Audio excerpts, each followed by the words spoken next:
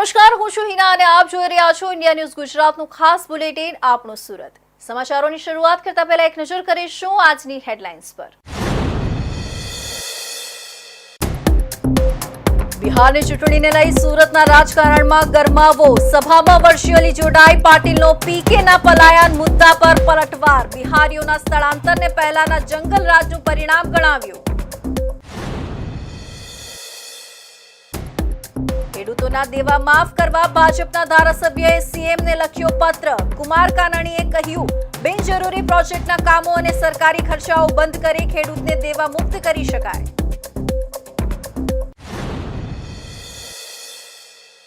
એનએસજીયુમાં નકલખોરીના કેસોમાં વર્ષ પ્રતિ વર્ષ વધારો. 7 વર્ષમાં વિદ્યાર્થીઓ પાસેથી ₹70,58,000 દંડ વસૂલાયો. માત્ર 5 મહિનામાં જ ₹22,10,000નો દંડ નોંધાયો. રાજ્યભરના અનાજ વિક્રેતાઓ અનિશ્ચિત હડતાલ પર. સુરતમાં રાશન દુકાનો બંધ, લોકો મુશ્કેલીમાં. વિક્રેતાઓની માંગ કમિશન વધારો અને ખર્ચની વસૂલાત.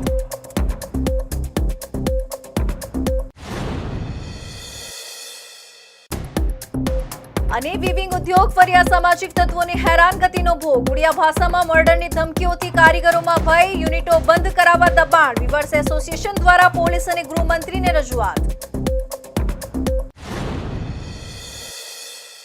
અને હવે જોઈશું સમાચાર વિસ્તારથી. તો બિહારમાં રહેતા અને સુરતને કર્મભૂમિ બનાવી ચૂકેલા લોકો માટે બિહારની ચૂંટણીને લઈને સુરતમાં સંમેલન યોજવામાં આવ્યું હતું.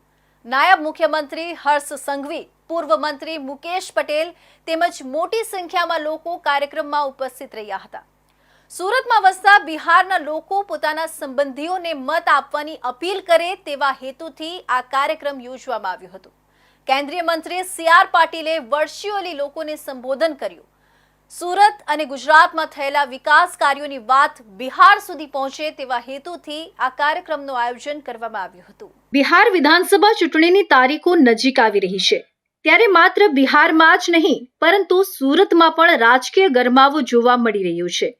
ગુજરાતમાં વસતા બિહારના મતદારો સુધી પહોંચીને તેમને પોતાના વતનમાં રહેતા પરિવારજનોને પ્રભાવિત કરવાના ઉદ્દેશ્ય સાથે અહીં રાજકીય સભાઓનું આયોજન થઈ રહ્યું છે. ઓલપાડ બાદ હવે 84 વિધાનસભા મતવિસ્તાર કે જ્યાં મોટી સંખ્યામાં બિહારના લોકો વસે છે, ત્યાં એક મહત્વની સભા યોજાઈ હતી. આ સભામાં ભારતીય જનતા પાર્ટીના ગુજરાત પ્રદેશના પૂર્વ અધ્યક્ષ, કેન્દ્રીય મંત્રી અને બિહાર વિધાનસભા ચૂંટણીના સહપ્રભારી CR પાટીલ વર્ચ્યુઅલી જોડાયા હતા. બિહાર ચૂંટણીમાં રાજકીય વ્યૂહરચનાકાર પ્રશાંત કિશોર દ્વારા પલાયન અને વિકાસનો અભાવ જેવા મુદ્દાઓને મુખ્ય હથિયાર બનાવવામાં આવ્યા છે. કિશોર સતત એ વાત પર ભાર મૂકી રહ્યા છે કે ઉદ્યોગ અને રોજગારના અભાવે કઈ રીતે બિહારના લોકોને મજબૂરીમાં અન્ય રાજ્યોમાં સ્થળાંતર કરવું પડ્યું છે. પહેલાના જંગલ રાજના કારણે લોકોએ બિહાર છોડ્યું. પાટીલ આ મુદ્દા પર કેન્દ્રીય મંત્રી CR પાટીલે પ્રશાંત કિશોર કે અન્ય કોઈનું નામ લીધા વિના બિહારથી ગુજરાત આવેલા લોકોને સંબોધિત કરીને વળતો પ્રહાર કર્યો હતો. પાટીલે સ્વીકાર્યું કે લોકો બિહાર છોડીને આવ્યા તે તેમની મજબૂરી હતી, પરંતુ તેનું કારણ વિકાસનો અભાવ નહીં પરંતુ ભૂતકાળનું જંગલ રાજ હતું. વધુમાં પાટીલે કહ્યું કે બિહારથી જ્યારે તમને નીકળવું પડ્યું ત્યારે તમારી મજબૂરી હતી. કોઈએ કીધું કે પલાયન થઈ ગયા. આ પલાયન જંગલ રાજના કારણે થયા હતા, કારણ કે તે સમયે ત્યાં નોકરી નહોતી, ના કોઈ વ્યાપાર હતો, પરિવારનું પેટ ભરવાનું હતું, એટલે બિહારને છોડવું એ ફરજિયાત બની ગયું હતું. પાટીલે સ્થળાંતરને એક નવી દ્રષ્ટિ આપી, જ્યાં તેમણે બિહારના લોકોના પલાયનને રોજગારની તક મેળવવાની ફરજિયાત યાત્રા ગણાવી. તેમણે બિહારના લોકોના હુનરની પ્રશંસા કરી અને ભારપૂર્વક જણાવ્યું કે દેશના અલગ અલગ સ્થળો પર બિહારના લોકોએ નવો કીર્તિમાન સ્થાપિત કર્યો છે. પાટીલે ઉમેર્યું કે બિહારની જે હુનર છે તેનું પ્રદર્શન પણ તમે લોકોએ કર્યું. બિહારના લોકોએ નવો કીર્તિમાન સ્થાપિત કર્યો. દરેક ક્ષેત્રની અંદર સૌથી સારો કામ કોઈએ કર્યો છે તો તે બિહારના લોકોએ કર્યું છે. આ માટે હું બિહારના લોકોને અભિનંદન આપું છું. આ પછી પાટીલે ગુજરાત અને ખાસ કરીને સુરતમાં થયેલા વિકાસ કાર્યોને એક પછી એક ગણાવ્યા હતા. તેમણે કહ્યું કે સુરતની અંદર 7 અલગ અલગ ભાષાઓમાં શાળાઓ ચાલે છે અને ગુજરાતમાં થયેલા સર્વગ્રાહી વિકાસ પાછળ વડાપ્રધાન નરેન્દ્ર મોદીની દૂરંદેશી છે. પાટીલે બિહારથી સુરતમાં રહેતા લોકોને સીધી અપીલ કરતા કહ્યું કે અત્યારે બિહારના લોકોને લાગી રહ્યું છે કે બિહારમાં પણ વિકાસ થવો જોઈએ. અત્યારે જે લોકો તમારા સગા સંબંધી બિહારમાં છે તેમને ફોન કરીને કહો કે તેઓ એનડીએને મત આપે. ધારાસભ્ય કુમાર કાનાણીએ મુખ્યમંત્રી ભૂપેન્દ્ર પટેલને પત્ર લખી ગુજરાતના ખેડૂતોના દેવા માફ કરવાની વિનંતી કરી છે. કાનાણી જણાવે છે કે બદલતા મોસમના કારણે ખેડૂતો વારંવાર નુકસાનમાં ડૂબતા રહે છે. સરકાર સહાય આપે છે પરંતુ તે પૂરતી નથી, તેથી તેમને દેવા મુક્ત કરવા પર વિચાર થવો જોઈએ. કાનાણી સૂચવે છે કે બિનજરૂરી સરકારી ખર્ચા અને પ્રોજેક્ટ બંધ કરીને ખેડૂતોને આ રાહત મળી શકે. ખેડૂત સક્ષમ ન રહે તો ખેતી ઓછી થશે અને મોટી સમસ્યાઓ ઊભી થશે. ગુજરાતમાં કમોસમી વરસાદના કારણે ખેડૂતોની આર્થિક સ્થિતિ કફોડી બની છે. ત્યારે વરાછાના ધારાસભ્ય કિશોર કાનાણીએ મુખ્યમંત્રી ભૂપેન્દ્ર પટેલને પત્ર લખીને એક ક્રાંતિકારી માંગ કરી છે. તેમણે માત્ર વળતરની નહીં પરંતુ રાજ્યના તમામ ખેડૂતોને સંપૂર્ણપણે દેવા મુક્ત કરવાની અને આ માટે બિનજરૂરી સરકારી પ્રોજેક્ટ્સ પરના ખર્ચાઓ બંધ કરવાની હિમાયત કરી છે. ધારાસભ્ય કાનાણીએ પત્રમાં સ્પષ્ટ જણાવ્યું છે કે બદલાયેલા વાતાવરણને કારણે ખેતીમાં વારંવાર નુકસાન થઈ રહ્યું છે. સરકાર સહાય આપે છે પરંતુ નુકસાન એટલું મોટું હોય છે કે તે ભરપાઈ થઈ શકતું નથી. ખેડૂત તન મન ધનના દેવાદાર થતો જાય છે. ખેડૂત દેવામાં ડૂબતો જાય છે. તેમ કહીને તેમણે અન્નદાતાની ગંભીર પરિસ્થિતિ તરફ ધ્યાન દોર્યું છે. ધારાસભ્યએ ભારપૂર્વક જણાવ્યું કે આવી પરિસ્થિતિમાં ખેડૂતોને ટકાવી રાખવા માટે સરકારે એકવાર દેવું માફ કરવા અંગે વિચારણા કરવી જ જોઈએ. તેમની આ માંગણી લાખો ખેડૂતોને મોટી આર્થિક રાહત આપી શકે છે, જેઓ પાક નિષ્ફળ જવાના કારણે બેંકો અને ખાનગી ધીરધારની ચૂકવણીમાં ફસાયા છે. દેવા મુક્તિ માટે ભંડોળ ક્યાંથી લાવવું તે અંગે પણ ધારાસભ્ય કાનાણીએ એક મહત્વપૂર્ણ અને સીધું સૂચન કર્યું છે. તેમણે સરકારને કરકસરયુક્ત વહીવટ કરવાની અપીલ કરી છે. તેમણે પત્રમાં લખ્યું છે કે બિનજરૂરી પ્રોજેક્ટના કામો કે સરકારી ખર્ચાઓ બંધ કરી કરકસર કરી ખેડૂતને આપીને દેવા મુક્ત કરી શકાય. આ રજૂઆતનો સીધો અર્થ છે કે જો સરકાર તેના અન્ય ઓછા અગત્યના કે ગૌણ પ્રોજેક્ટ્સ પરના ખર્ચાઓમાં કાપ મૂકે અથવા તેને હાલ પૂરતું સ્થગિત કરે તો તે નાણાંનો ઉપયોગ સીધો ખેડૂતોને દેવા મુક્ત કરવા માટે થઈ શકે છે. આ પગલું લેવાથી ખેડૂત ફરી જોશ ઉમંગથી ખેતી કરતો થાય અને ચિંતા મુક્ત બને. લગભગ છેલ્લા 4-5 વર્ષથી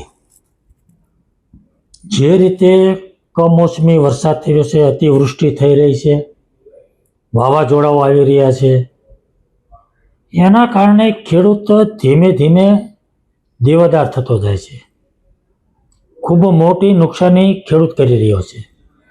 દર વખતે સરકાર સહાય આપવાનો પ્રયાસ કરે છે, સહાય આપે છે, પરંતુ એનાથી એની નુકસાની ભરપાઈ નથી થતી. એમાં પણ આ વખતે જે છેલ્લે વરસાદ પડ્યો છે એનાથી ખૂબ મોટું નુકસાન ખેડૂતને થયું છે. અને મને એવું લાગે છે કે ખેડૂતોને ફરીવાર ઊભો કરવો હોય, એને બેઠો કરવો હોય તો સહાયથી એની નુકસાની ભરપાઈ નહીં થાય, બેઠો નહીં થાય. એટલા માટે ખેડૂતોનું દેવું છે એ માફ કરવું જોઈએ એવું મારું માનવું છે અને એટલા માટે મેં આ પત્ર લખ્યો છે. કિશોર કાનાણીએ ચેતવણી પણ આપી છે કે જો આ સમસ્યાનું નિરાકરણ નહીં આવે તો તેના ગંભીર સામાજિક પરિણામો આવશે. તેમણે જણાવ્યું કે ખેડૂત ખેતીથી દૂર ભાગતો થશે. જો જગતનો તાત ખેતી કરવાનું છોડી દેશે તો અનાજની મોટી સમસ્યાઓ ઊભી થઈ શકે છે, જે રાજ્ય અને દેશના અર્થતંત્ર માટે નુકસાનકારક સાબિત થશે. વીર નર્મદ દક્ષિણ ગુજરાત યુનિવર્સિટીમાં પરીક્ષા દરમિયાન નકલખોરી અને ગેરરીતિના કેસોમાં વર્ષ પ્રતિ વર્ષ વધારો નોંધાઈ રહ્યો છે. પરીક્ષામાં ચોરી અટકાવવા માટે કડક નિયમો અને તકેદારીઓ હોવા છતાં વિદ્યાર્થીઓ દ્વારા ગેરરીતિના બનાવો સતત વધી રહ્યા છે. છેલ્લા 5 વર્ષમાં નકલખોરી કરતા વિદ્યાર્થીઓ પાસેથી યુનિવર્સિટી દ્વારા રૂપિયા કુલ 70,58,000થી વધુનો દંડ વસૂલાયો છે. યુનિવર્સિટી સૂત્રોના જણાવ્યા અનુસાર ઓનલાઈન મટીરીયલ સરળતાથી મળી રહેવું, સ્પર્ધાત્મક દબાણ અને પરિણામની ચિંતા જેવા પરિબળોના કારણે અનેક વિદ્યાર્થીઓ નકલ તરફ વળી રહ્યા છે. કેટલાક શિક્ષણવિદો વચ્ચે તો એવો સવાલ ઉઠવા માંડ્યો છે કે ગેરરીતિ રોકવાના બદલે આ દંડ હવે યુનિવર્સિટીની આવકનો નવો સ્ત્રોત તો નથી બની રહ્યો. VNSGUએ પરીક્ષામાં ગેરરીતિ અટકાવવા કડક પગલાં લીધા છે. છેલ્લા 7 વર્ષમાં 10,000થી વધુ વિદ્યાર્થીઓને પરીક્ષામાં ગેરરીતિ કરતા પકડવામાં આવ્યા હતા અને તેમને 500 રૂપિયાથી 10,000 સુધીનો દંડ કરાયો હતો. આ પગલામાં કેટલીક પરીક્ષાઓમાં શૂન્ય માર્ક્સ આપવા અને પરિણામો રદ કરવાનું પણ સામેલ હતું. આ પરિણામે વર્ષ 2019 અને 2020થી 2025 અને 26 સુધી યુનિવર્સિટીની તિજોરીમાં ₹70,58,000નો નોંધપાત્ર વધારો નોંધાયો છે. યુનિવર્સિટીના અધિકારીઓ જણાવે છે કે આ પગલાં માત્ર આર્થિક લાભ માટે નથી, પરંતુ વિદ્યાર્થીઓમાં ઈમાનદારી અને શિસ્ત લાવવા માટેનો મુખ્ય ઉદ્દેશ્ય છે. દંડની વસૂલાતથી પ્રાપ્ત આવકનો ઉપયોગ યુનિવર્સિટી દ્વારા પરીક્ષા વ્યવસ્થા મજબૂત કરવા, નિષ્ઠાવાન વિદ્યાર્થીઓને પ્રોત્સાહન આપવા અને ભવિષ્યમાં ગેરરીતિ ઘટાડવા માટે કરાશે. યુનિવર્સિટીએ સંકલ્પ વ્યક્ત કર્યો છે કે આવનારા વર્ષોમાં પણ ગેરરીતિ સામે સખ્ત પગલાં ચાલુ રહેશે. છેલ્લા 7 વર્ષમાં ગેરરીતિ કરતા પકડાયેલા 10,000થી વધારે વિદ્યાર્થીઓમાં 60% પુરુષ વિદ્યાર્થી છે તો 40% મહિલા વિદ્યાર્થીની છે, જે વાત યુનિવર્સિટીના અધિકારી સૂત્રોએ જણાવી હતી. તેમણે વધારેમાં કહ્યું હતું કે પરીક્ષામાં 70% વિદ્યાર્થીઓ માઇક્રો ઝેરોક્સ લઈને આવ્યા હતા, જ્યારે 20% વિદ્યાર્થી ઇલેક્ટ્રિક ગેજેટ લઈને આવ્યા હતા.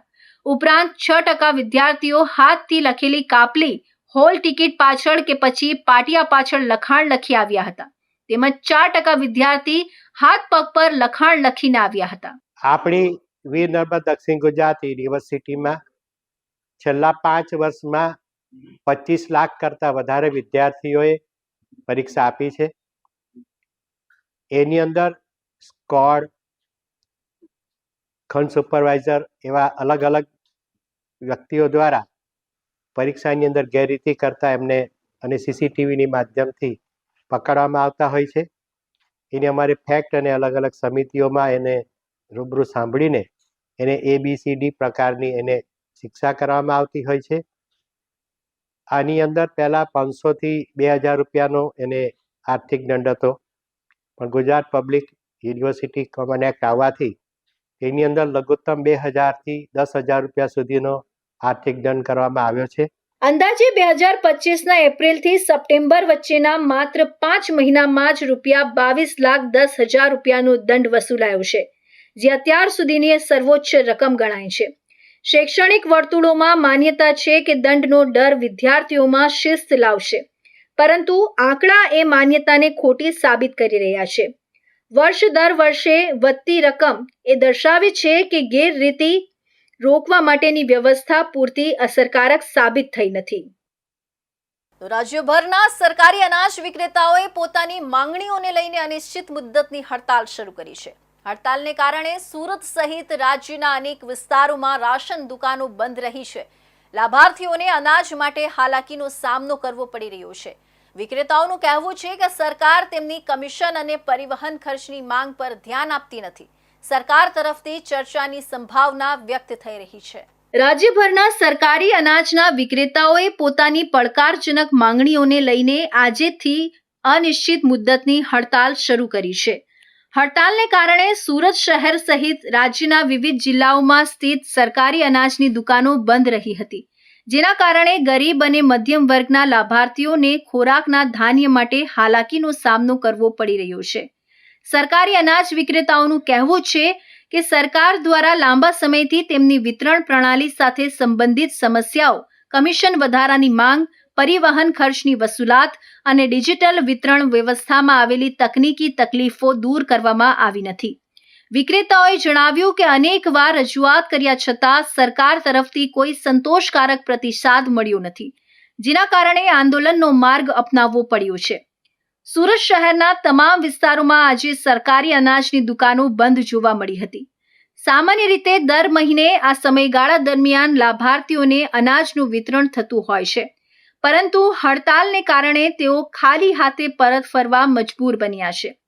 ઘણા વિસ્તારોમાં લાંબી લાઈનો લાગી હતી, પરંતુ દુકાનો બંધ હોવાનું જાણવા મળતા લોકોએ નિરાશા વ્યક્ત કરી હતી. રેશન કાર્ડ ધારક લાભાર્થીઓનું કહેવું છે કે તેઓને રોજિંદા ઉપયોગ માટેના ઘઉં, ચોખા અને અન્ય ધાન્યનો જથ્થો સરકારની દુકાનોમાંથી જ મળે છે. હડતાળ લાંબી ચાલે તો તેમના માટે જીવન નિર્વાહ મુશ્કેલ બની શકે છે. વિક્રેતાઓએ સ્પષ્ટ કર્યું છે કે તેમની તમામ માંગણીઓ સ્વીકારવામાં આવે ત્યાં સુધી હડતાલ પાછી ખેંચાશે નહીં. બીજી બાજુ ખોરાક અને નાગરિક પુરવઠા વિભાગ તરફથી આ મુદ્દે ચર્ચા શરૂ કરવાની સંભાવના વ્યક્ત થઈ રહી છે. લાભાર્થીઓ આશા રાખી રહ્યા છે કે સરકાર અને વિક્રેતાઓ વચ્ચે જલ્દી સમાધાન થાય, જેથી રાશન વિતરણ વ્યવસ્થા ફરી સામાન્ય થઈ શકે. તો હવે સમય છે એક વિરામનો.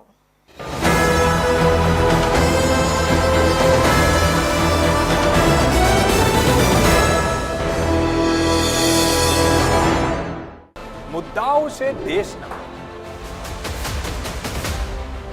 પેનલ પર થશે ચર્ચા, વાતમાં થશે સ્પષ્ટ સંવાદ. અમે લાવીએ છીએ તમારા પ્રશ્નોને મંચ પર.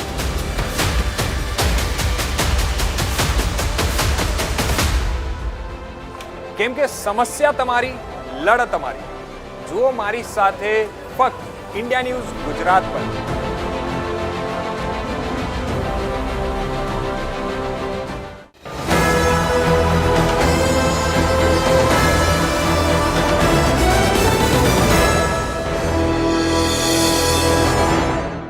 વિરામ બાદ ફરી આપ સૌનું સ્વાગત છે.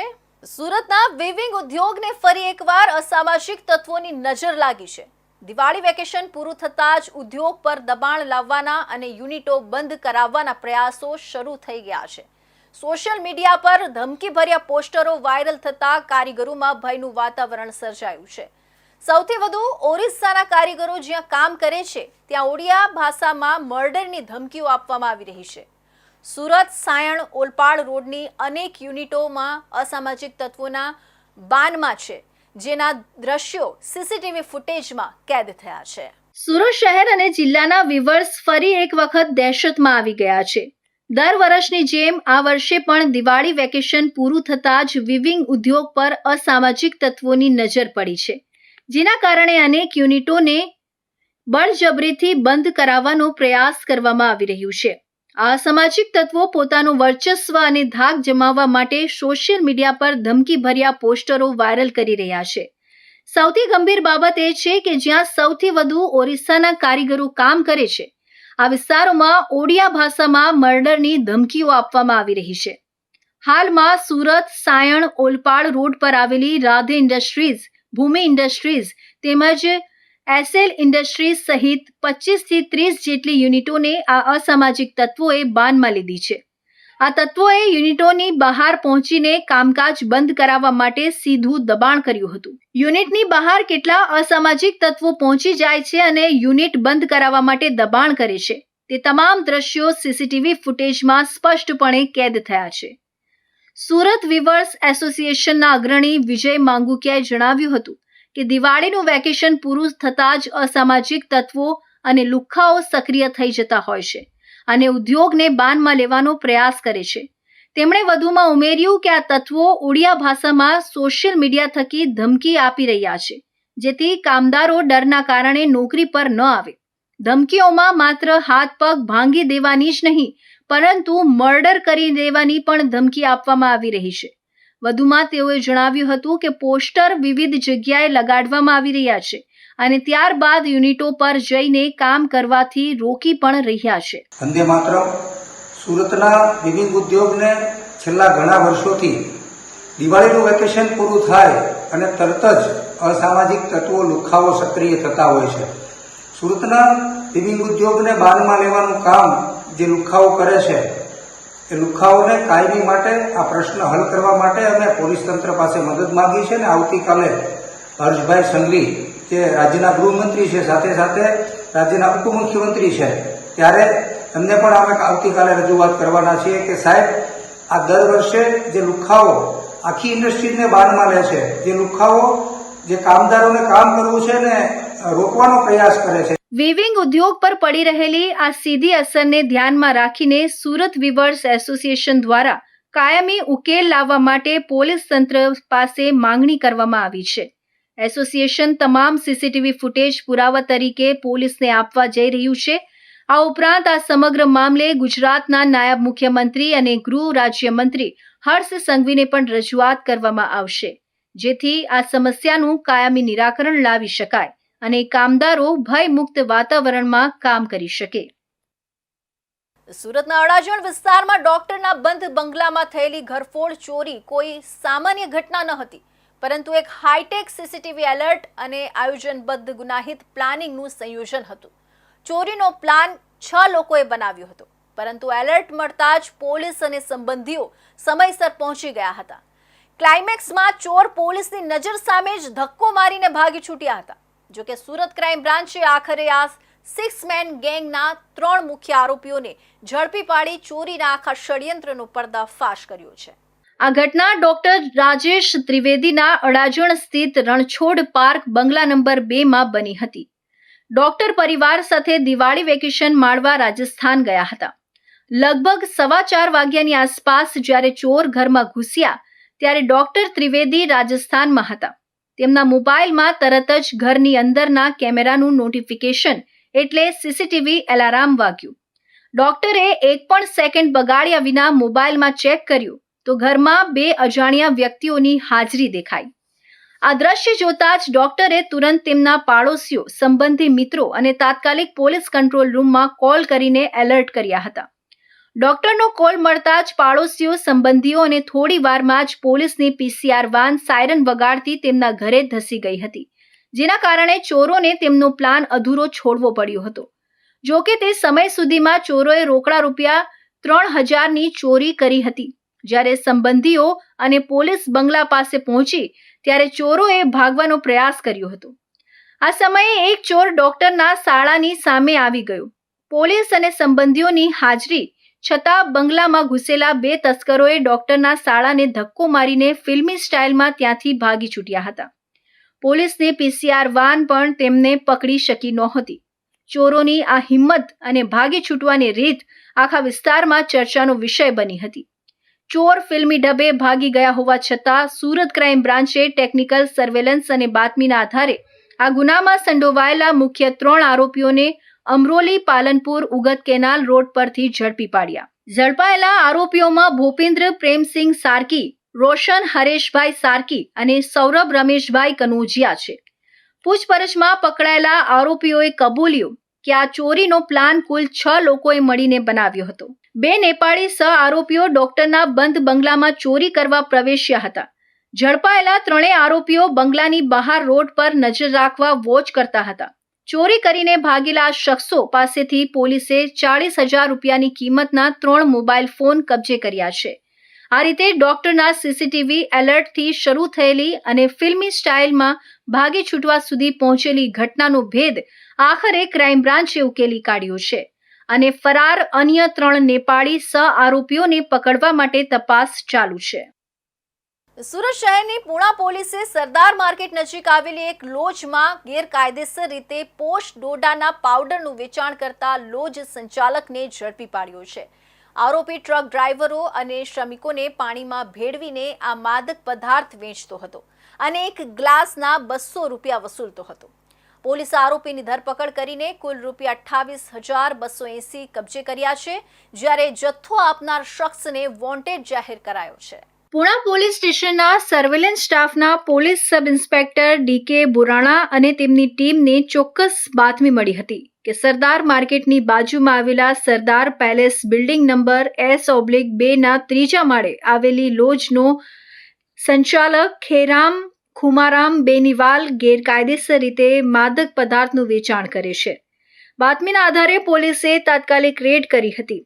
પોલીસ દ્વારા લોજમાં કરવામાં આવેલી તપાસ દરમિયાન સંચાલક ખેમારામ ખુમારામ બેનીવાલ પાસેથી પોષ ડોડાનો પાવડર 1.306 કિલોગ્રામ જેની કિંમત 6,530 રૂપિયા સહિતના કુલ કબજે કરાયેલી મત્તા 28,280 આ જથ્થા સાથે ઝડપાયેલા ખેમારામની ધરપકડ કરી તેની વિરુદ્ધ NDPS એક્ટ હેઠળ ગુનો નોંધીને કાયદેસરની કાર્યવાહી હાથ ધરવામાં આવી છે. પોલીસની સઘન પૂછપરછમાં આરોપી ખેમારામે આ વેચાણની પદ્ધતિ વિશે ચોંકાવનારો ખુલાસો કર્યો હતો. ખેમારામે જણાવ્યું હતું કે તેની લોજમાં મોટાભાગે ટ્રક ડ્રાઈવર અને શ્રમિક વર્ગ જમવા માટે આવતો હતો. આ ગ્રાહકોને તે પોષ ડોડાનો પાવડર પાણીમાં ભેળવીને નશો કરવા માટે આપતો હતો. આ વેચાણ માટે તે ગ્રાહકો પાસેથી પ્રતિ ગ્લાસ દીઠ ₹200 વસૂલતો હતો. તે પોતે પણ આ નશો કરતો હોવાનું સ્વીકાર્યું હતું. આરોપી ગેરકાયદેસર રીતે ઊંચા ભાવે નશો વેચીને કમાણી કરતો હતો. ખેમારામે પોલીસને જણાવ્યું કે તે આ માદક પદાર્થનો જથ્થો વેચાણ માટે તેના વતન રાજસ્થાનના બાડમેર જિલ્લામાંથી લાવ્યો હતો. તેને આ જથ્થો તારાચંદ ભાગારામ બનીવાલ એ આપ્યો હતો અને પોલીસે પોસ્ટ ડોડાનો જથ્થો પૂરો પાડનાર તારાચંદને પણ આ ગુનામાં વોન્ટેડ જાહેર કરી તેને ઝડપી પાડવાની કવાયત હાથ ધરી છે. સુરત ક્રાઇમ બ્રાન્ચે નંદુરબારનો કોપર વાયર ચોરીનો વોન્ટેડ આરોપી સુરતમાં ઝડપ્યો છે. મુસ્તાક ઉર્ફે સન્નુ રહેમાન ફકીર રાંદેર વિસ્તારમાં પોતાના સ્વજનના લગ્ન પ્રસંગમાં આવ્યો હતો. પોલીસે બાતમીના આધારે આરોપીને ઝડપી પાડ્યો છે. આરોપીએ ₹27,000ના પવન ચક્કીમાં ઉપયોગ થનારા કોપર વાયરની ચોરી કરી ફરાર થઈ ગયો હતો. તેના ફરાર થતાં જ સુરત ક્રાઇમ બ્રાન્ચે તપાસ શરૂ કરી હતી અને લગ્ન પ્રસંગે રાંદેરમાં આવી પહોંચેલા આરોપીને ઝડપી પાડ્યો હતો. મહારાષ્ટ્રના નંદુરબાર તાલુકા પોલીસ સ્ટેશનમાં નોંધાયેલા સુજલોન કંપનીની પવન ચક્કીઓમાંથી કોપર વાયરની ચોરી અને નુકસાન પહોંચાડવાના ગુનામાં લાંબા સમયથી વોન્ટેડ આરોપીને સુરત શહેર ક્રાઇમ બ્રાન્ચે ઝડપી પાડ્યો છે. આ ચોર લગ્ન પ્રસંગમાં હાજરી આપવા સુરત આવ્યો હતો, પરંતુ બાતમીના આધારે તે પોલીસની ઝપેટમાં આવી ગયો હતો. સુરત શહેર ક્રાઇમ બ્રાન્ચને બાતમી મળી હતી કે મહારાષ્ટ્રના નંદુરબાર તાલુકા પોલીસ સ્ટેશન વિસ્તારમાં પવન ચક્કીઓને નુકસાન પહોંચાડી કોપર વાયરની ચોરી કરીને નાસી ગયેલો વોન્ટેડ આરોપી મુસ્તાક ઉર્ફે સન્નુ રહેમાન શાહ ફકીર હાલમાં સુરતના રાંદેર વિસ્તારમાં તેના સંબંધીને ત્યાં લગ્ન પ્રસંગમાં હાજરી આપવા આવ્યો છે. આ બાતમી મળતાની સાથે જ સુરત ક્રાઇમ બ્રાન્ચે નંદુરબાર તાલુકા પોલીસ સ્ટેશનમાં આ ગુનાની વિગતોની ખાતરી કરી હતી. ખાતરી થતાં ક્રાઇમ બ્રાન્ચની ટીમે તાત્કાલિક કાર્યવાહી હાથ ધરી હતી. પોલીસે બાતમીના આધારે આરોપી મુસ્તાક ઉર્ફે સન્નુ રહેમાન શાહ ફકીરને રાંદેરની બાપુનગર ઝુંપડપટ્ટીમાંથી ઝડપી પાડ્યો હતો. આરોપી મુસ્તાક ઉર્ફે સન્નુ સામે નંદુરબાર તાલુકા પોલીસ સ્ટેશનમાં ગુનો નોંધાયેલો છે. આ ગુનાની વિગત મુજબ આરોપીએ તારીખ 20/8/2025 થી તારીખ 9/9/2025 દરમિયાન મહારાષ્ટ્રના અલગ અલગ વિસ્તારોમાં આવેલી સુઝલોન કંપનીની પવનચક્કીઓમાં ઘૂસીને તેમને નુકસાન પહોંચાડ્યું હતું. તેમણે પવનચક્કીઓમાં ઉપયોગમાં લેવાતા કુલ 27,090ની કિંમતના કોપર વાયરની ચોરી કરી હતી. આ ચોરીના કારણે સુઝલોન કંપનીને આર્થિક નુકસાન થયું હતું. સુરત ક્રાઇમ બ્રાન્ચે આરોપીની કાયદેસરની કાર્યવાહી પૂર્ણ કરીને હવે તેનો કબજો મહારાષ્ટ્ર LCB પોલીસને સોંપવાની તજવીજ હાથ ધરી છે, જેથી તેની સામે નંદુરબારમાં કાયદેસરની કાર્યવાહી આગળ વધારી શકાય. સુરત શહેરના અમરોલી વિસ્તારમાં રજવાડી 4 રસ્તા પાસે મોપેડ અથડાવવા જેવી નજીવી બાબતમાં થયેલા ઝઘડાએ હિંસક સ્વરૂપ ધારણ કર્યું હતું. આ ઘટનામાં એક યુવક પર ચપ્પુના ઘા મારીને હત્યાની કોશિશ કરવામાં આવી હતી. અમરોલી પોલીસે આ ગંભીર ગુનો બન્યાના ગણતરીના કલાકોમાં જ 2 મુખ્ય આરોપીઓની ધરપકડ કરી હતી. તારીખ 30 ઓક્ટોબર 2025ના રોજ સાંજે 6 વાગ્યાની આસપાસ ફરિયાદીના ભાઈ રવિ ગવઈ અને આરોપીઓ વચ્ચે સામાન્ય ઝઘડો થયો હતો. આ ઝઘડાનું મૂળ કારણ આરોપીઓએ રવિની મોપેડ અથડાવી તે હતું. મોપેડ અથડાવવાની આ વાત બાદ બંને પક્ષો વચ્ચે ગાળાગાળી થઈ હતી, જે જોતજોતામાં વધી ગઈ. વાત વણસતા આરોપીઓએ મોત નિપજાવવાના ઈરાદાથી રવિ ગવઈ પર ચપ્પુના ઘા મારી ગંભીર ઈજાઓ પહોંચાડી હતી. આ બાબતે અક્ષય ઉર્ફે વાંગો દીપકભાઈ ગવઈએ અમરોલી પોલીસમાં ફરિયાદ નોંધાવી હતી. ગુનાની ગંભીરતા જોતા પોલીસે તાત્કાલિક કાર્યવાહી હાથ ધરી હતી અને ગુનામાં સંડોવાયેલા 2 આરોપીઓને કોસાળ આવાસ H4 પાસેથી ઝડપી પાડ્યા હતા. પકડાયેલા આરોપી શિવમ ઉર્ફે કાલી કનુજિયા, જે કોસાળ આવાસ અને રાંદેર વિસ્તારમાં રહે છે, અને મૂળ ઉત્તર પ્રદેશના મઉ જિલ્લાનો વતની છે, જ્યારે સુમિત વિરેન્દ્રકુમાર ઉર્ફે બિરેન્દ્રભાઈ પાંડે જે કોસાળ આવાસમાં રહે છે અને મૂળ ઉત્તર પ્રદેશના અયોધ્યા જિલ્લાનો વતની છે. બંનેની ધરપકડ કરવામાં આવી છે. આ કેસમાં ત્રીજો એક આરોપી સમીર ઉર્ફે કાલી શેખ હાલ પોલીસની પકડથી દૂર છે અને તેને પકડવા માટે પોલીસ તપાસના ચક્રો ગતિમાન કર્યા છે. પોલીસે પકડાયેલા બંને આરોપીઓ વિરુદ્ધ હત્યાના પ્રયાસ બદલ કાયદેસરની કાર્યવાહી હાથ ધરી છે. તો આ હતા ઇન્ડિયા ન્યૂઝ ગુજરાતના ખાસ બુલેટિન, આપણું સુરતના મહત્વના સમાચાર. નવા સમાચાર સાથે ફરી મળીશું. ત્યાં સુધી જોતા રહેજો ઇન્ડિયા ન્યૂઝ ગુજરાત.